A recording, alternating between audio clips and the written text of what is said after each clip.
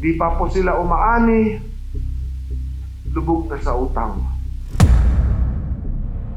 Our farmers and fisher folks are our food security soldiers in our war against hunger.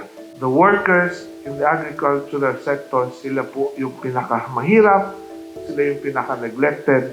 They have limited access to good education, vulnerable to physical and economic risk, and carry a lot of financial burden because wala po silang savings.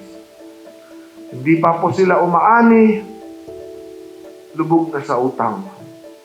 Ang lumalabas, para lang silang nagtatanim, para lang magbayad ng utang, kulang pa, abonado pa kadalasan. How can you achieve food security in this situation?